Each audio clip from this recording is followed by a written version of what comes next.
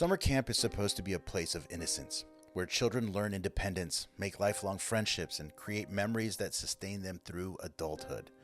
It's a space where parents trust that their children will be safe, supervised, and cared for by adults who understand the sacred responsibility they've been given. But on June 13th, 1977, that trust was shattered in the most horrific way imaginable. At Camp Scott in rural Oklahoma, 3 young Girl Scouts were brutally murdered on their very first night.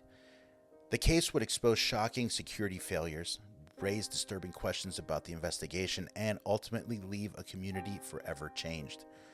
This is the story of Lori Lee Farmer, Michelle Heather Guse, and Doris Denise Milner, 3 little girls whose lives were cut short by unthinkable violence, and whose deaths still demand justice nearly 50 years later.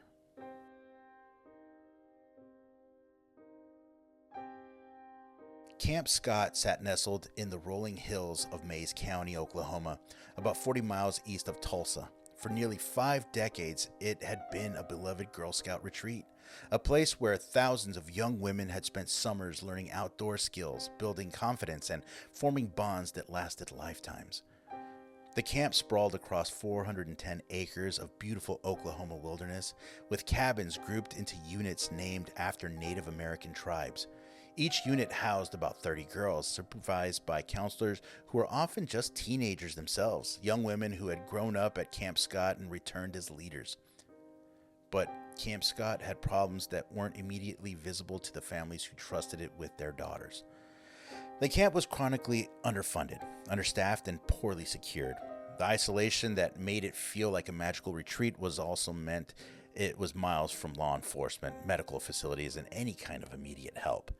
In the weeks leading up to that June 1977 session, there had been troubling incidents. Prowlers had been spotted on the property. Counselors reported feeling watched while conducting activities. Most disturbingly, 3 days before camp opened, a note was found on the director's desk warning that 3 campers would be killed. The note was dismissed as a prank, probably written by a disgruntled former employee or a local teenager trying to cause trouble. No one considered that it might be a genuine threat. That decision would haunt everyone involved for the rest of their lives.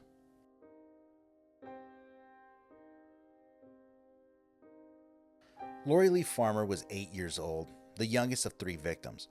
She was quiet, thoughtful, and excited about her first experience at summer camp.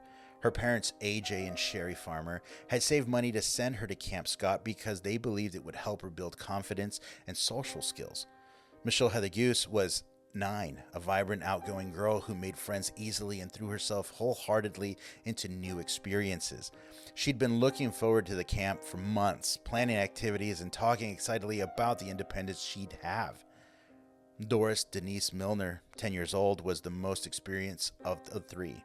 She'd been to the camp before and was eager to serve as something of a big sister to her younger tent mates. She was responsible, she was mature for her age, and the kind of child adults naturally trusted. These weren't just names in a police report. They were daughters, sisters, friends. They were children with dreams, fears, inside jokes, and favorite activities. They were planning their futures while making friendship bracelets and learning to start campfires. The 3 children had been assigned to Tent 8 in the Kiowa unit, one of the most remote areas of the camp. Their tent was isolated. It was poorly lit and far from the counselors' quarters. In retrospect, it was the worst possible location for 3 young girls who were essentially unprotected. June 12th was their first day at camp. They participated in orientation activities, met other campers, and settled into their tent that evening with the kind of excitement that only comes with new adventures.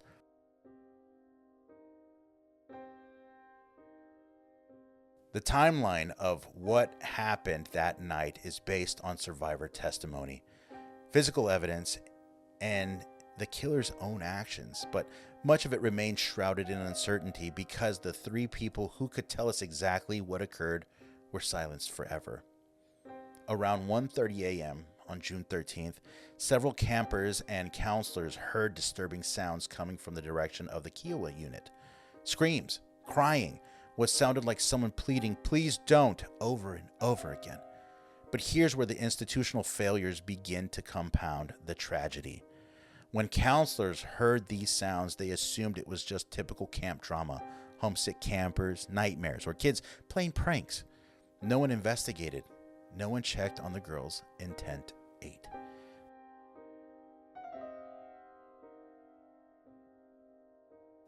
At approximately 6 a.m., a counselor taking an early morning walk discovered a sleeping bag in the woods about 150 yards from the Kiowa unit. Inside were the body of all 3 girls, arranged in a way that suggested the killer had spent considerable time at the scene after the murders. What happened next was almost as horrific as the murders themselves. A criminal investigation so badly mishandled that it's still used as a case study in how not to process a crime scene.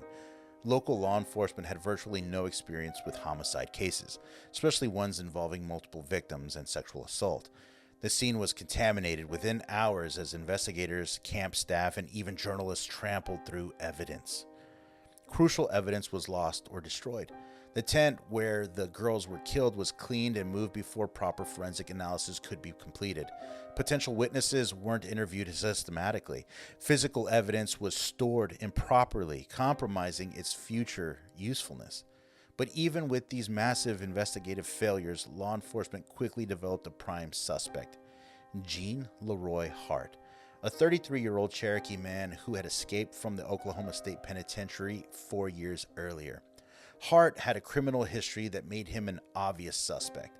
He had been convicted of kidnapping and sexually assaulting 2 pregnant women in 1966. He was familiar with the Camp Scott area, having grown up nearby, and he had the survival skills necessary to evade capture while living in the Oklahoma wilderness. Items found at the crime scene seemed to point to Hart. A flashlight similar to the one stolen from the camp's storage shed, glasses that resembled a pair he was known to wear, and hair samples that appeared to match his. The case seemed straightforward. Hart was finally captured in April 1978 after a massive manhunt. When he was arrested, he was found with items that had been stolen from Camp Scott, including a red flashlight and a pair of glasses. Physical evidence seemed to support his guilt. But at trial in 1979, Hart's defense team systematically dismantled the prosecution's case. The hair evidence was inconclusive. The glasses didn't definitively belong to Hart. Most damaging of all, Hart had solid alibis for his whereabouts on the night of the murders. The trial of Gene Leroy Hart became a media sensation, but not for the reasons prosecutors hoped. Instead of presenting overwhelming evidence of guilt, the prosecution's case fell apart under scrutiny. The defense presented evidence that Hart was with friends on the night of the murders, miles away from the Camp Scott. Witnesses testified to seeing him at a local gathering. The timeline presented by prosecutors simply didn't match the physical evidence. Most disturbing were revelations about the investigation itself.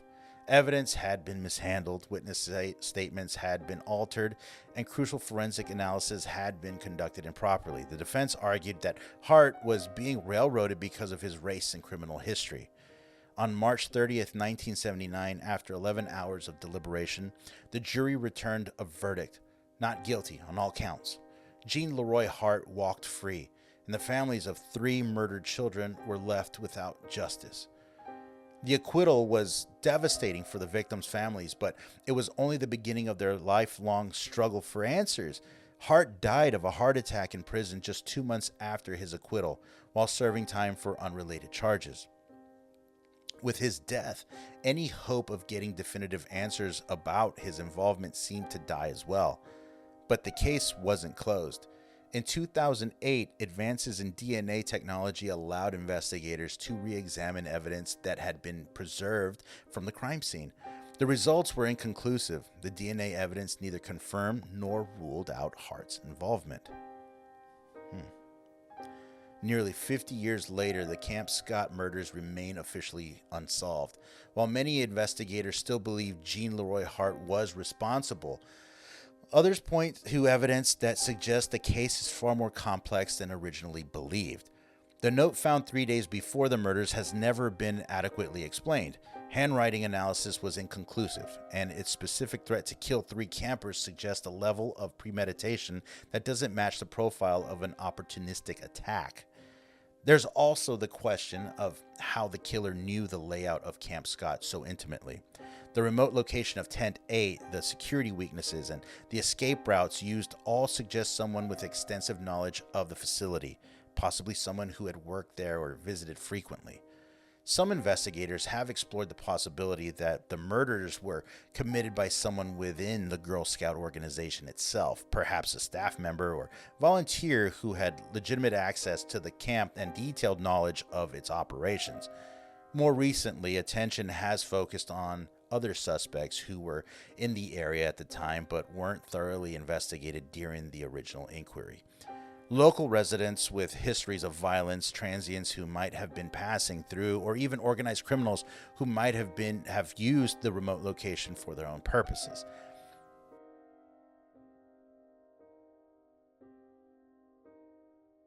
Truth is, we may never know who killed Lori, Michelle, and Denise. The botched investigation, the contaminated evidence, and the passage of time have made definitive answers nearly impossible to obtain.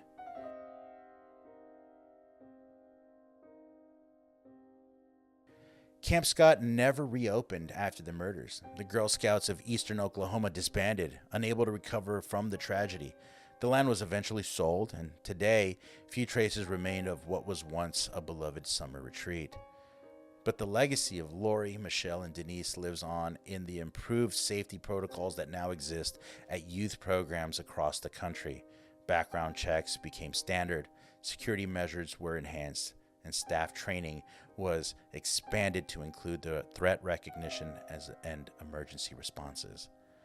The families of the 3 girls became advocates for victims' rights and improved criminal justice procedures. They fought for legislation that would prevent the kind of investigative failures that plagued their daughter's case. Perhaps most importantly, their story serves as a reminder that the institutions we trust with our children must be held to the highest possible standards. The failures at Camp Scott weren't just administrative mistakes. They were life and death lapses in judgment that cost 3 families everything.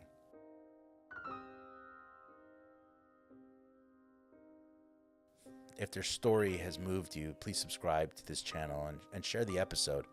These girls deserve to be remembered not just as victims, but as the bright, hopeful children they were before their lives were stolen from them.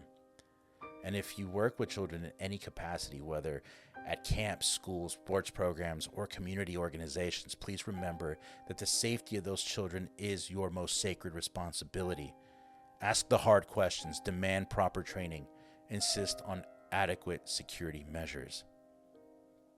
I thank you for joining me this week. Until then, remember Lori, Michelle, and Denise. Remember that justice delayed is not always justice denied, and that some stories demand to be told until the truth finally comes to light. These 3 girls deserved better in life, and they deserve better in death. The least we can do is ensure they're never forgotten. I'm Jorge, and this is Jorge's House of Horrors.